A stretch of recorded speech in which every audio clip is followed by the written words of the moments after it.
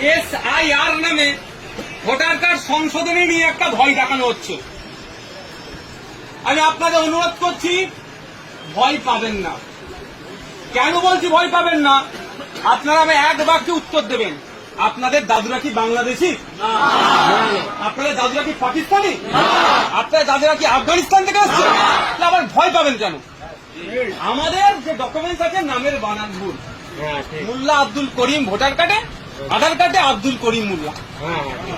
এই হচ্ছে আমাদের দুর্নীতি। এটাকে ঠিক করতে হবে। আমরা ভারতীয়, আমার দাদু দেশকে স্বাধীন করতে গিয়ে লড়াই করেছে আমাদের দাদুর সাথে একসাথে কাঁধে কাঁধ মিলিয়ে। সুতরাং আমরা ভয় পাবো না। 2002 সালে এই ধরনের সংশোধনী হয়েছিল, মাথায় রাখে। আমি আপনাদের বলি, 2002 সালে এই ধরনের সংশোধনী হয়েছিল। তখন পশ্চিমবাংলায় 28 লক্ষ নাম বাদ পড়েছিল। কত? 28 লক্ষ নাম বাদ পড়েছিল। হইয়াই হয়েছিল বাপের পয়সা যারা, বলুন তো? কোন উচ্চবাচ্য হয়েছিল? তখন সিপিএম ক্ষমতায় ছিল, বিরোধীতে তৃণমূল ছিল, হইয়াই করেছিল? বলুন, আজকে হচ্ছে কেন? এটা কি আছে?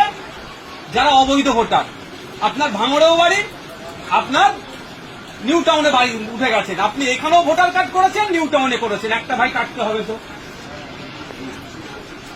আপনি এখানেও থাকেন, দিল্লিতে যেমন যে থাকছেন, তাহলে একটা ভাই কাটতে হবে তো। আপনার দাদু কবে মারা গেছে, আপনার আব্বা মারা গেছে, আপনার মা মারা গেছে, ভোটার লিস্টে নাম উঠে আছে, ভাই ওটা কাটতে হবে।